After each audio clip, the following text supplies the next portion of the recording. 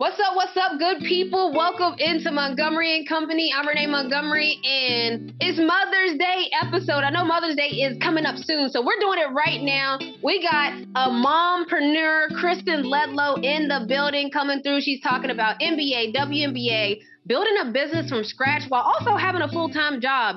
We're all doing it feels like, at this point. Then we have Devereaux Peters. I played with her with the Minnesota Lynx. We talk about the struggles of being on the bench mob, but also what women's sports is going through, the jump from college to WNBA and everything that happens in between. And then the group, Dear Mama, we're going to talk about what traits did we get from our mom, toxic or not. We're going to have some fun today. Let's go!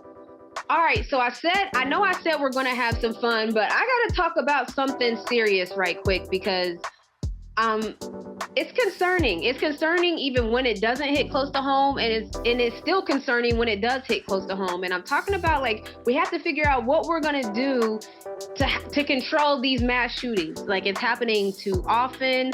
It's a problem that's not a problem everywhere else in the world. It's a us problem. And when I say us, I mean literally US, us. It's an us problem. Other countries aren't having this problem, and everybody is affected by this problem that is here.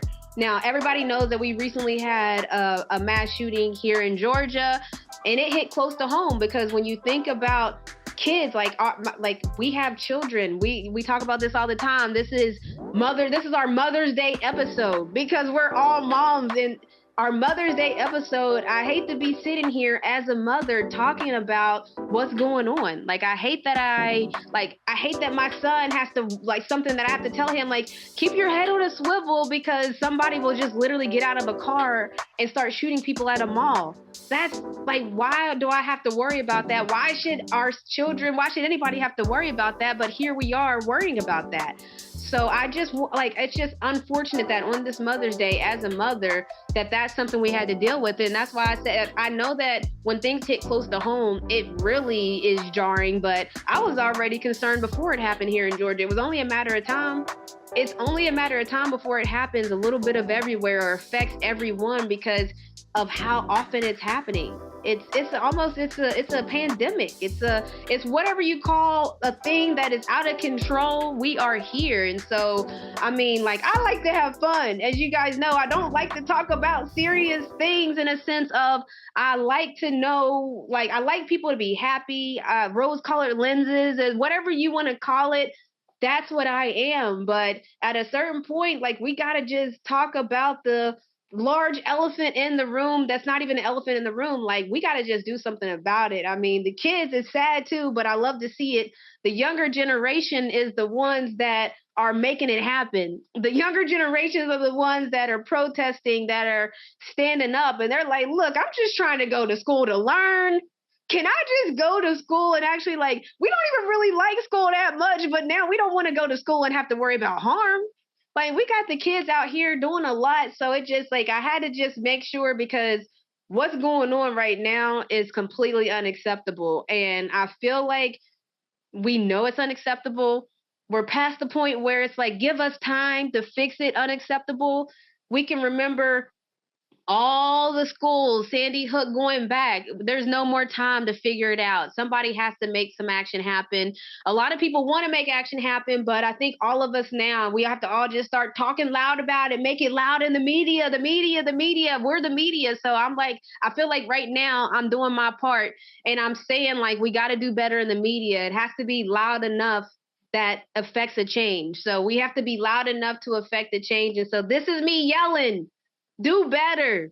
This is me yelling. We as a people have to do better because I'm a part of the media. And that's where you have to address some of these things because the media, as you guys have seen, moves things. And that leads me into sports as well, because when we look at sports and we talk about the media, we can see how the media can affect a lot of things. I mean, honestly, I think every year, and unfortunately for Kristen Ledlow, I'm going to talk to her a little later in the show, but unfortunately for Kristen Ledlow, I asked her the thing that we as media is always tough, like, who do you think is going to win? And they put, and who do you think is going to do this? And who's going to be MVP? I'm going to ask her all those things when it comes to WNBA, who she thinks is going to win the playoffs.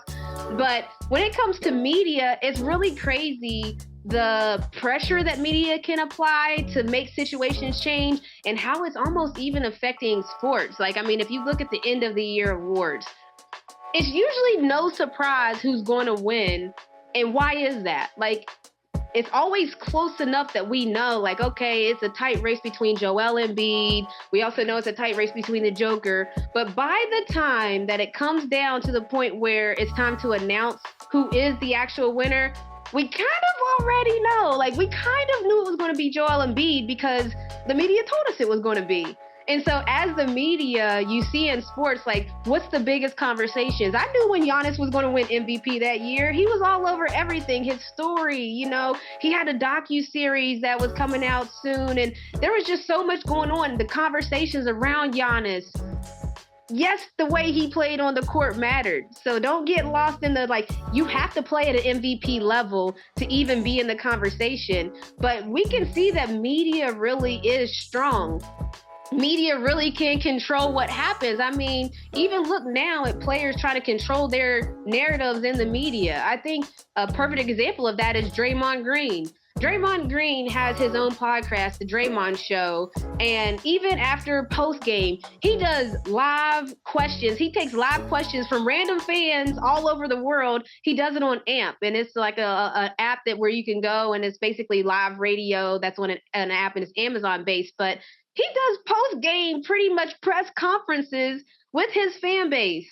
Now, why does he do that? Like, why does he even have a podcast? Why is he going live after the shows? He's controlling his own narrative. If he got it technical, then he's going post-game to tell everybody what his thought process was so they can understand, you know, I wasn't trying to stomp. I was just stepping and trying to get, like, because once you understand and once you hear people out, then you might not be as mad. And then, boom, that changes your whole thought process from where when you first watched it live, you might be mad at Draymond and be like, this is ridiculous. But then when you watch it over and then when you hear somebody like Charles Barkley or somebody else talk about it in the media, you may start to change your mind. So I have a media member on the show today who happens to be a mom and other things of that nature. But I just always want to highlight that I do understand that I am a media member. I'm a part of the media. I don't even like to call myself a journalist because I understand that means something. There's rules and standards that you need to apply by. You need to have gone to school probably to learn those things. I understand all of that, but I although I didn't do all of those things, I take what I do serious. And so that's why I feel like on certain issues, when it comes to like gun violence, I have to use my platform to talk about it.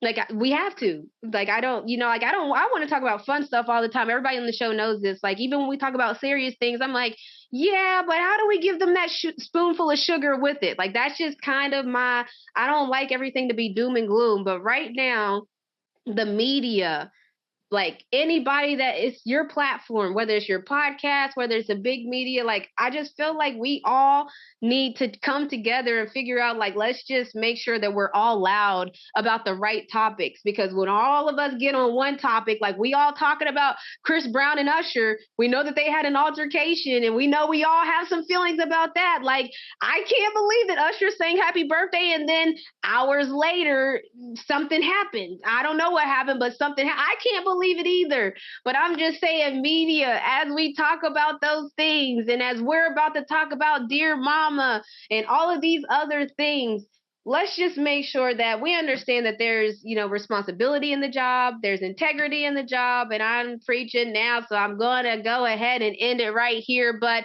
let's just take what we do serious, and this is me doing that. All right, I'm done preaching now. Let's get on with the show. All right, so I already talked a little bit about it, but we're going to get into it as a group because we are all moms, and it's just devastating that we keep seeing or experiencing the same thing. Like, I remember last year having a conversation with Cole where she was like, I don't even want to take Vance to school. And so I'm talking about gun violence, mass shootings, like, and it's not even just at schools. The most recent shooting happened in Allen, Texas, where a man got out of his car and just literally opened fire on anyone that was in the area. And it's just like, what do? You don't want to now send And you don't want to be at the mall. You don't want to send anybody to the mall. But then there's ones that happen at the grocery store. It's happened at schools. It's happened at a hospital. The Midtown shooter was at an urgent care facility or some type of care facility or something of that nature. So it's like, it's not a one specific place that these things can happen. So like, just what are you guys' thoughts? Well, I think it's different. I mean, it used to be Mother's Day. We can't even focus on, let's just celebrate being mothers. Now I'm terrified as being a mother for my children. You know, you're blessed to continue to be a mother because there's a lot of parents and mothers and fathers, but mothers who've lost children in senseless mass shootings, regardless if it was a child in school or if it was a child at the medical facility or if it was a child that's an adult, you know.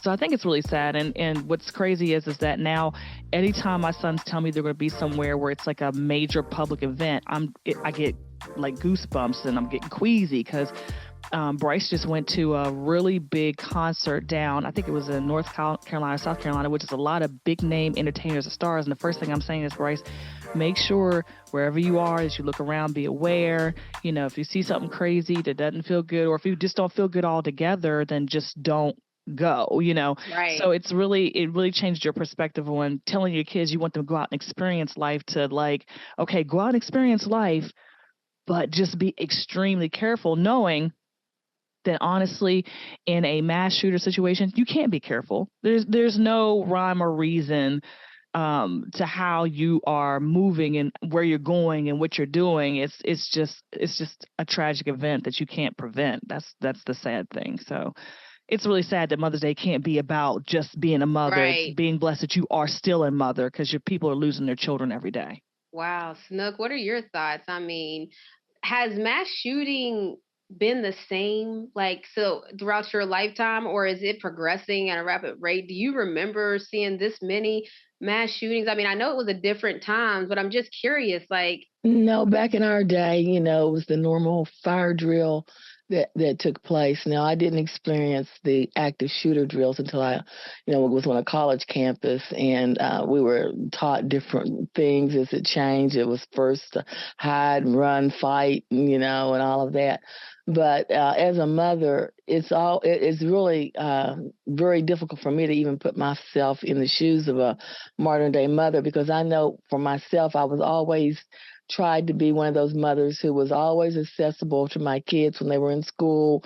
If something was going on or whatever, I always had a person, an administrator or a teacher or whatever I could call or go see to try to correct the problem. With active shooters, I don't know those people, because if I did, they know not to shoot my child. But at any rate, that's true. That's a fact.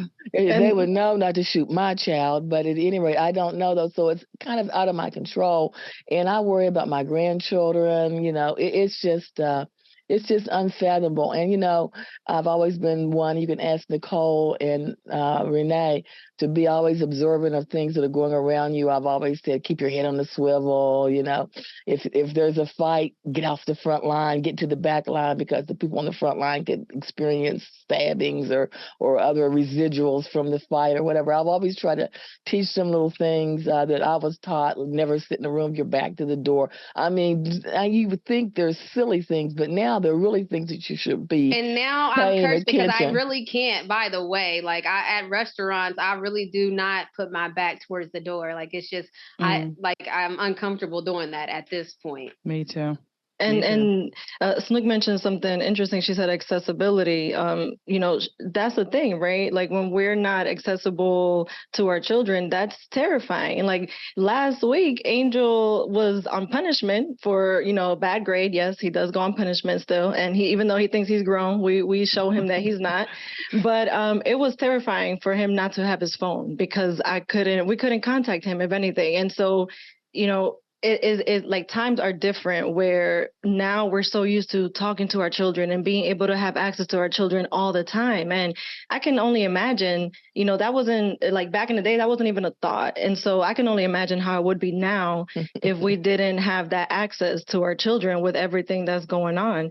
And, when it happened last week in over here in Atlanta, it was really scary because, you know, our son's school was under lockdown, even though it wasn't even really close to the Midtown shooting or anything like that, but it was still in the Atlanta area. And so it became, you know, not that it became real, but it definitely hit close to home because every time a shooting happens, I'm literally one of these people that gets mad about it and I cry about it because I'm like, we can't be desensitized to these kinds of things. You know, Michael Steele, he said something the other day when he was on Deadline. He said that Emmett Till's death was televised so people can see the horrific, you know, act that was done to him. And so he said that now everything is censored and we don't see like the horrific act that was committed. And so it kind of like out of sight, out of mind. We don't really think about it if we don't see it. So he proposed for the media to really show the public like what's really happening so we can see the reality of it. And it's a very, you know, harsh and grim way to put it, but people need to see that, you know, this is actually happening to mothers, to children. You know, not only are mothers losing their children, but children are losing the mothers. All of the victims in Atlanta were all young women, not young women, were all women. Yeah. And so, you know, that one definitely hit different. I'm trying not to get emotional talking about it because it is a sensitive subject. Well, I'm going to say this. Number one, I don't care how punished my nephew is, he needs to have his phone. Oh, I mean, honestly, that was the same week, right? That it happened. It's like, oh. Literally, yeah, but honestly, that's terrifying. The truth now. Like, it's a different thing. You can't punish your kids away from the electronics that give them the accessibility to tell you. Isn't that crazy? We cannot. Yeah. It's a different time. It is. Yes. Mm-hmm. Yeah. Yeah. So, I agree. And at the same time, I'm like, yeah, he's punished, but let him be punished at home because when something happens, and that's what honestly made us give Vance a phone. We felt like he's young. He does not need a phone. But then at the same time, if something were to happen, he actually could get in touch with us and tell us, or I could give him some, I don't know what I could do, but, you know, sometimes just give him some type of feeling of safeness. And so him not being able to get to me or me not being able to get to him just became not an option. Right. So it's so crazy. It is a different time now. Yeah. I mean, it really is. Yeah, I can remember back in the day, I don't know how it happened. We didn't have cell phones back in the day.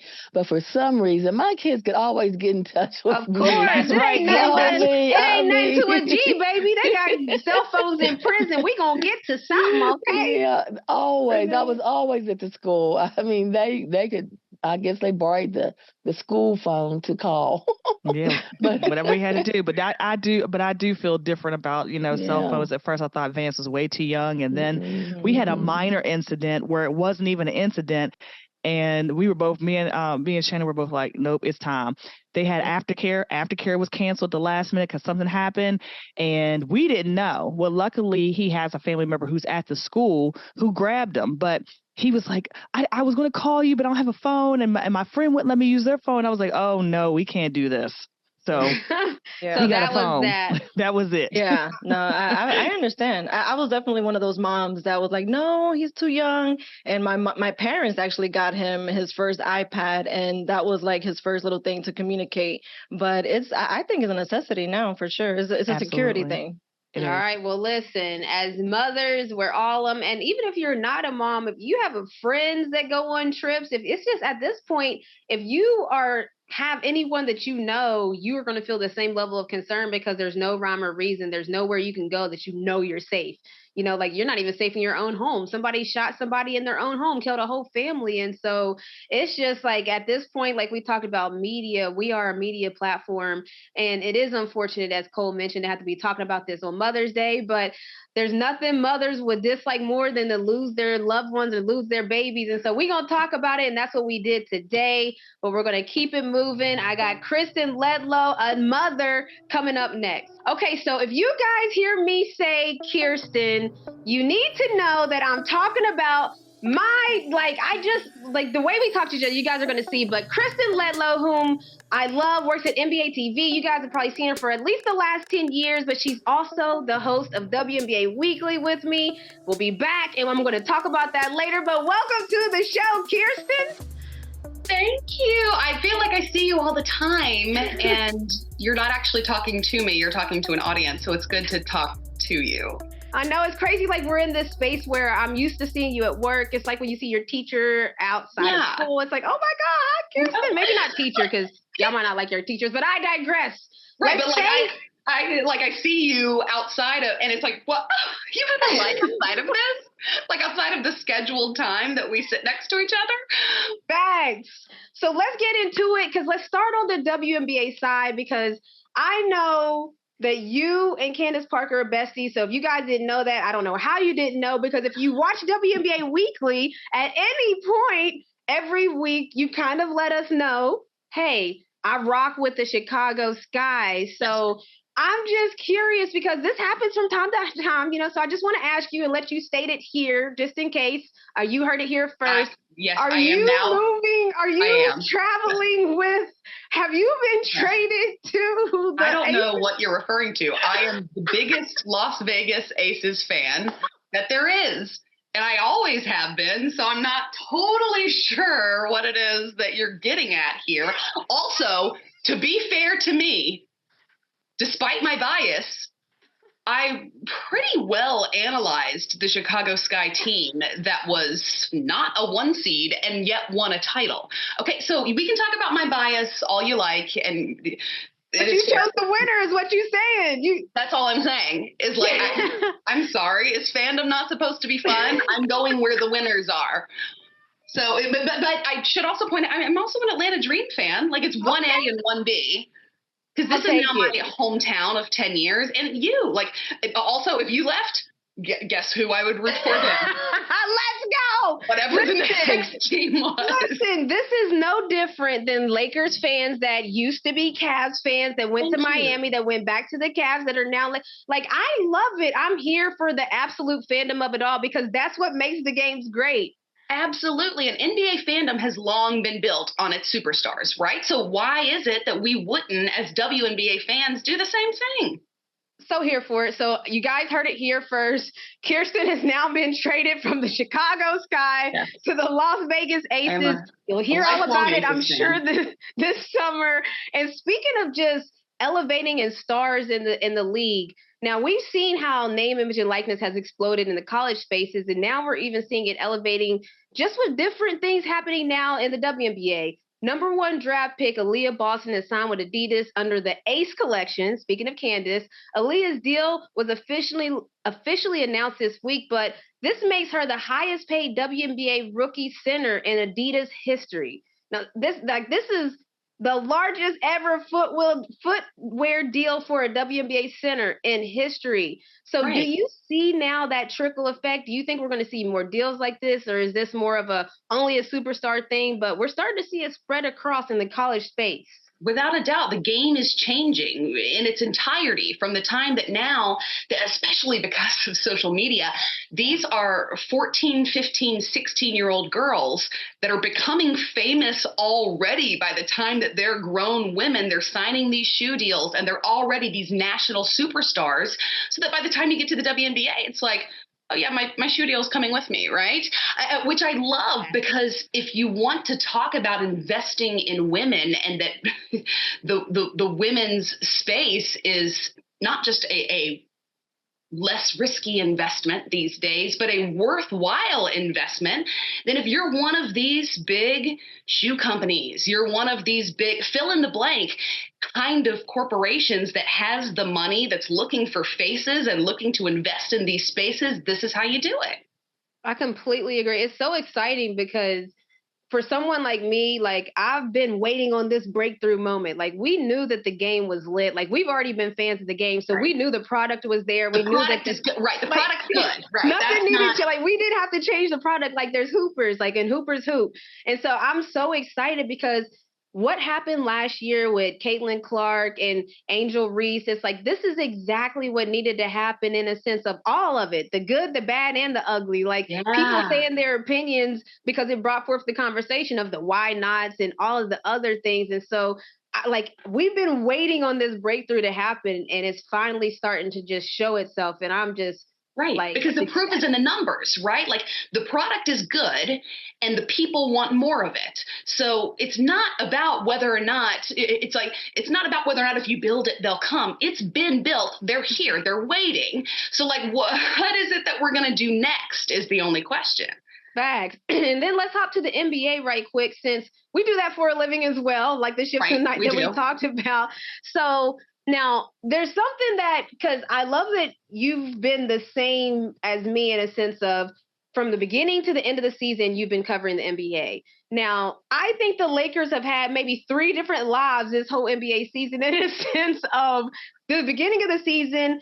Everyone was angry, and rightfully so, that the Lakers kept being shown on national television. Everybody was like, why are they on TV when they have one of the worst records? Oh, they tweeted me as if like I have some power over the games that we display on our air. Like I'm not in these meetings, all right?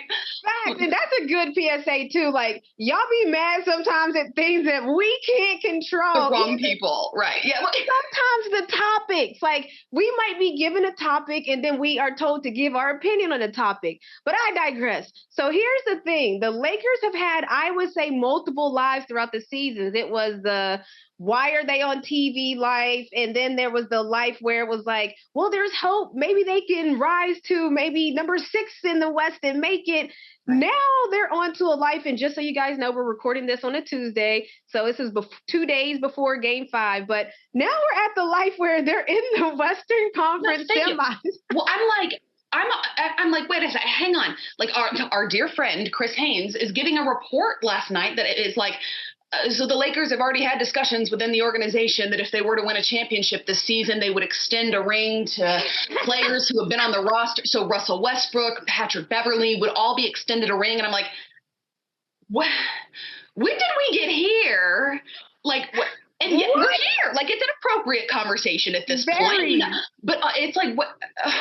We're genuinely considering this Lakers team as a championship contender this season. Like, the same season that people said that they need to just blow the whole team up and just forget about it. I heard a lot of trade AD. And look, I have to say rightfully so, because that's why I say that there were different lives, because that was a literal different team. 6 people were traded now onto that team that are vital pieces of that team. But that brings me to the conversation of being on television and having to give takes, and then how they could age poorly. Oh, and they age so poorly these days.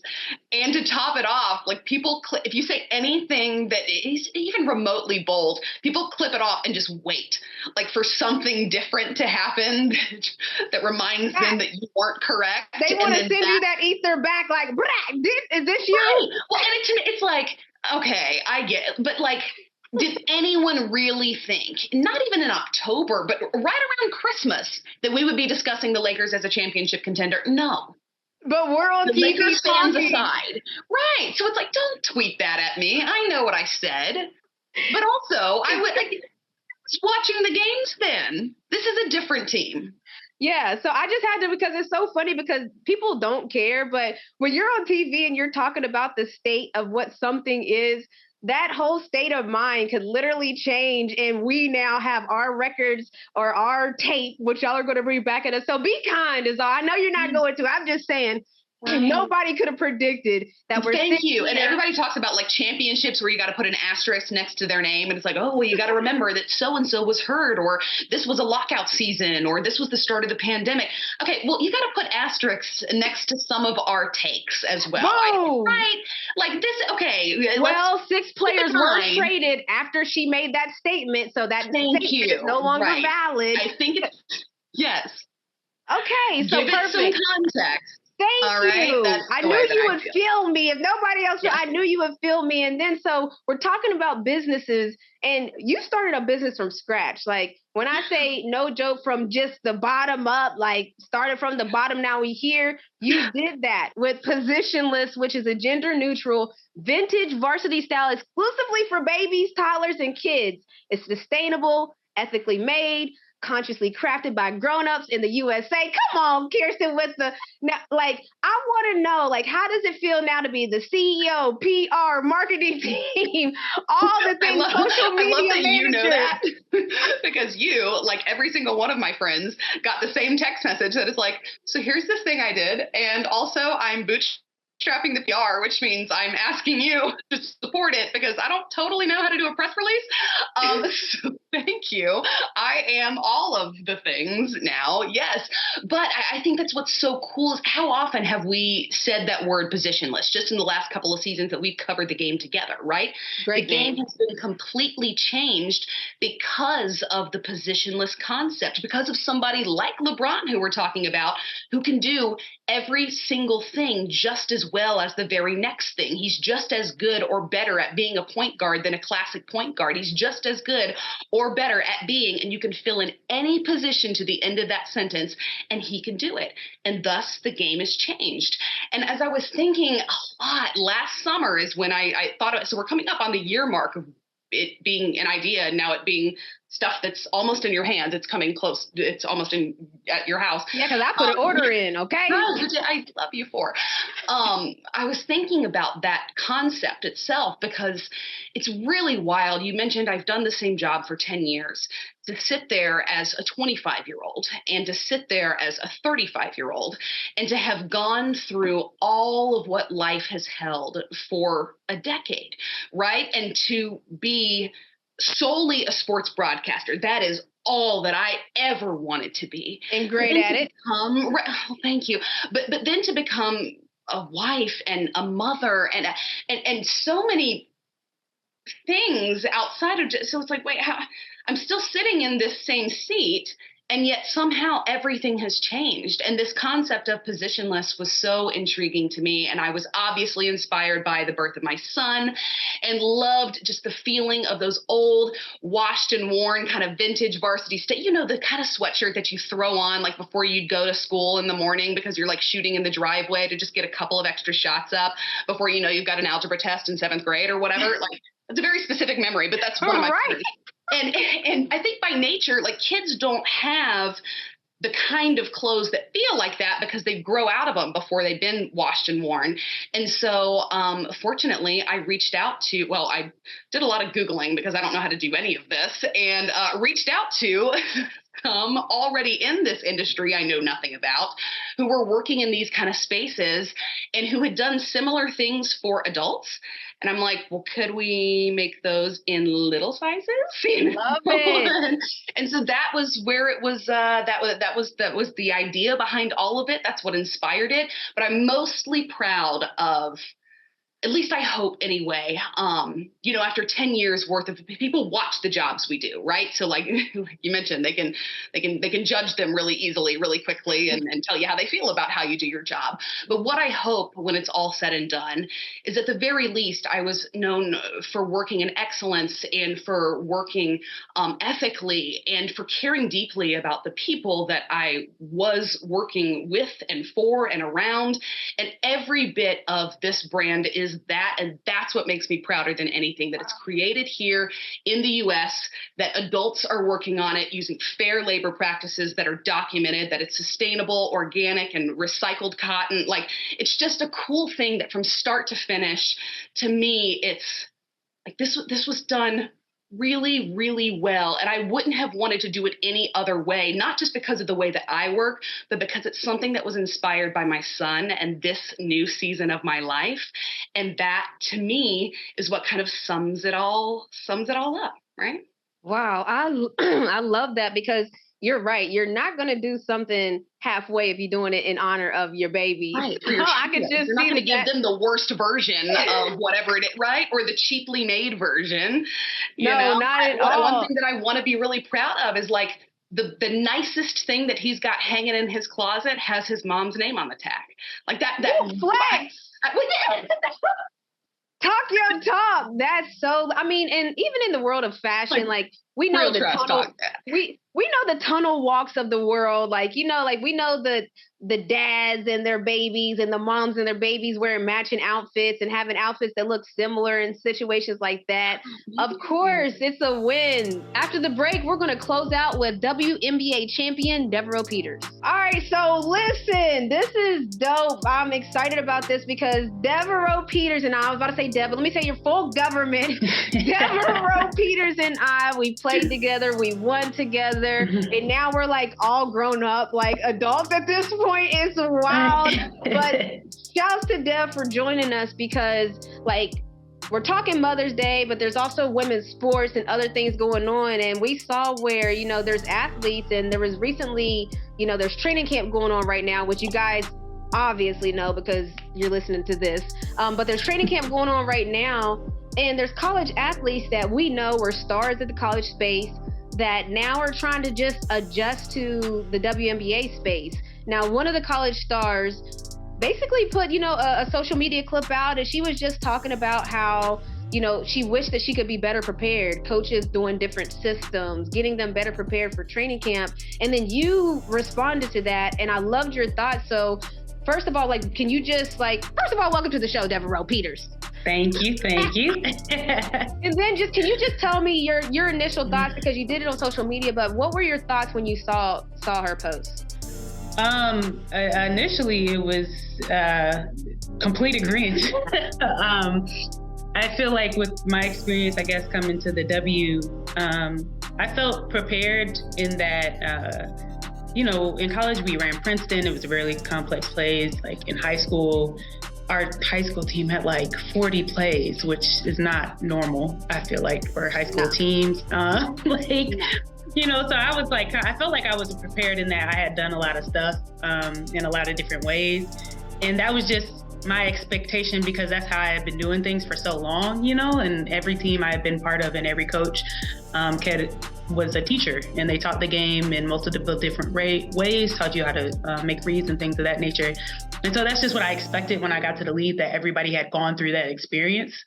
And I felt like I got to the league and it was just kind of like a lot of people did not have that experience. They were just out there hooping. Like they didn't have the same structure, you know, that I'm sure you had in UConn. Though? Like, you know what I mean? And Alexis Morris, and I want to just shout out Alexis Morris because I love that she brought that conversation to the forefront. So I don't want to just not say her name just to make sure, but Alexis Morris brought this to the forefront. But like, how does this happen? Like, how do we get to this point where in the women's space, you go to 4 years of college. So there's not a one and done or even pass and skip. So like, how do we get all the way here to where, I mean, one of your tweets said, there's no way as a professional, the coach says, set the pin down screen and cut back door after the screen and you can't do it.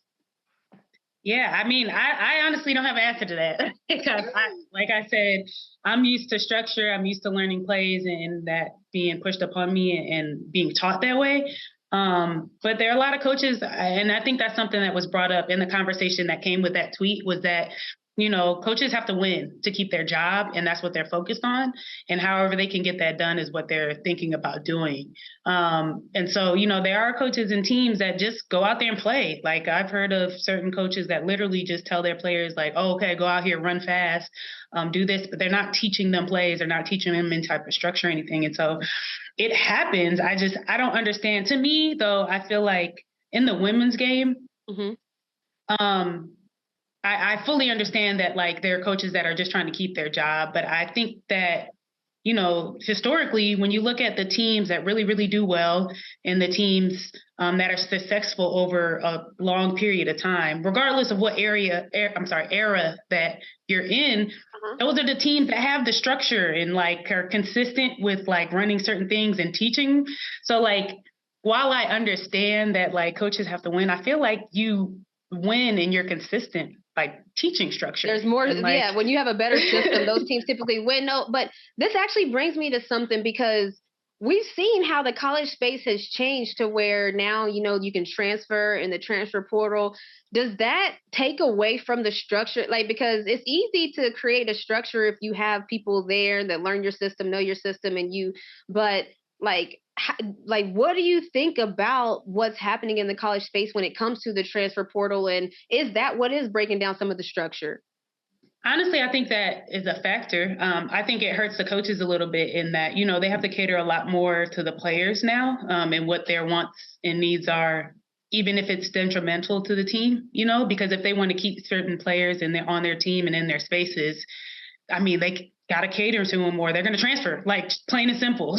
So I think it's definitely more difficult where we had a harder time getting out. And I don't disagree fully with the transfer portal. I appreciate that they're able to leave and have a little bit more freedom of movement than we had.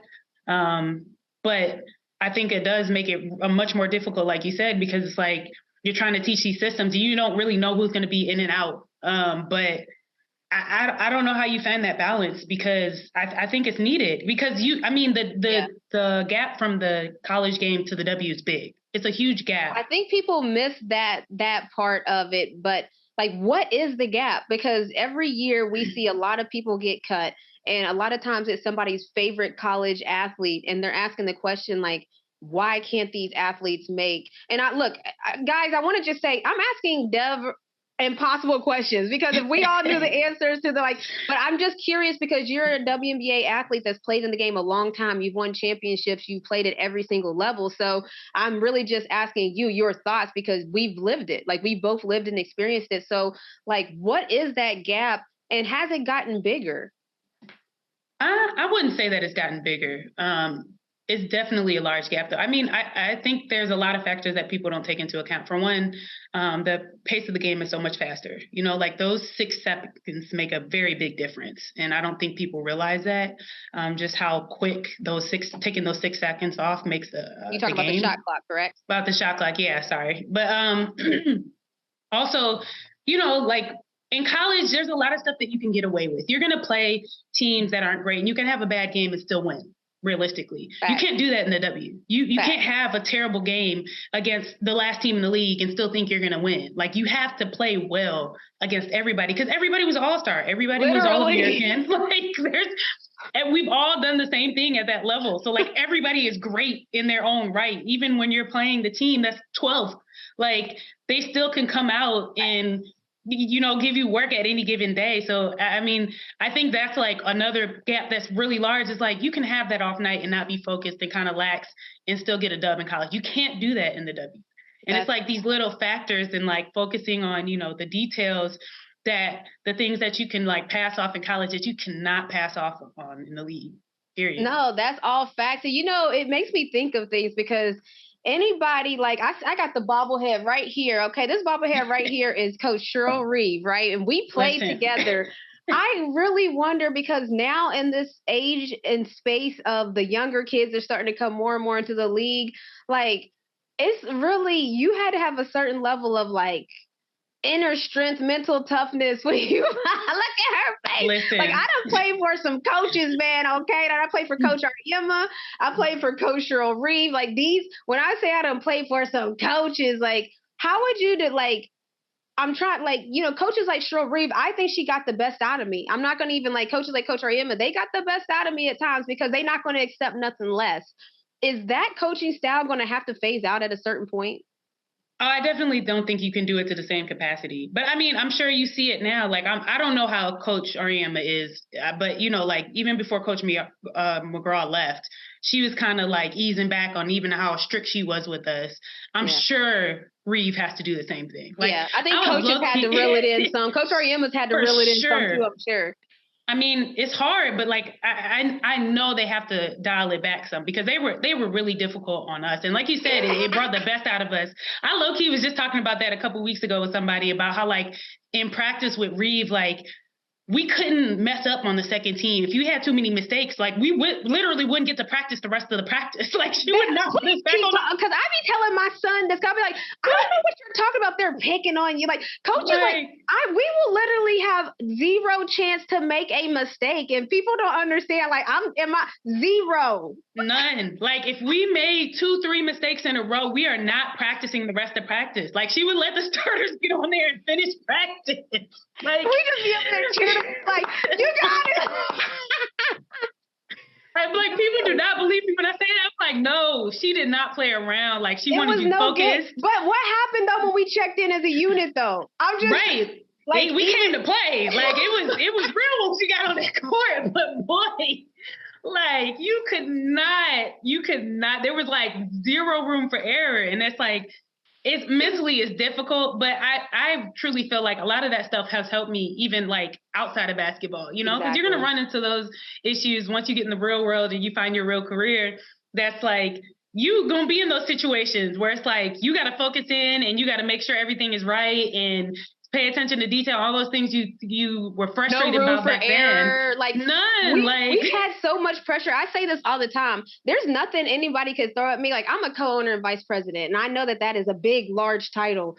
But they got to understand that I've played and been a point guard for Coach Ariema and Coach Cheryl Reeve. Y'all got to understand what that means when I'm talking about pressure. Listen, they don't get it. It's different. This is nothing compared to that. This is nothing compared to that stress. This is regular life stuff. You mean I got 48 hours to figure this out? I usually got 10 seconds. Listen, I swear it's different. It's completely different, like completely prepared. But I definitely think they have to dial back. Like this generation, they're different in that. And I don't think that's a bad thing. You know, you just got to adjust with what works for them. But yeah, it was not a game. It was not a game. No, Dev, I appreciate you hopping on because I just like to have people hear from the people that I've actually been in the thick of it with, the people that's lived it, the people that experienced, because we don't have all the answers. That's what this whole conversation was pretty much about. It's like, we understand that the gap that Alexis Morris was talking about, we know what she's talking about. We get it. We've had teammates that I've seen where I'm like, yeah, you got to get into the playbook. But then if they don't understand the playbook and understand what a down screen is and a pin down is and a Laker cut and a shuffle, like if they don't understand these terms, then they can't even get in the playbook. So we're just bringing attention to like, we feel y'all, we see y'all athletes. And if you're a vet and you're listening to this, you need to each one, teach one. Like there's been a situation where you didn't know what was going on. So when you got them rookies running around, and even if it's a second year player, sometimes it takes a little longer. So we all been on the sidelines clapping like me and Dev had. So be that good teammate, Dev. I appreciate you hopping on here with me. Thanks for having me. I hate that we had to talk about such serious topics on Mother's Day, but I feel like as mothers, it's kind of our responsibility. And being on a platform is kind of our responsibility. And also, speaking of, I'm a daughter, so let me tell you something else that's kind of my responsibility. Happy birthday to my Diddy. I don't know how old Diddy's turning right now, but happy birthday to Diddy. Folks don't even like for you to say their ages anyway, but it's his birthday and it happens to fall around Mother's Day, so that happens, but want to shout him out. But honestly, all jokes aside, I loved hearing from Kristen how she's building things, how she's doing it in a way that she feels like can make a change. I love talking to Dev because we've lived it, we've breathed it. Speaking of that, the WNBA season is underway. First week, preseason games. Let's go!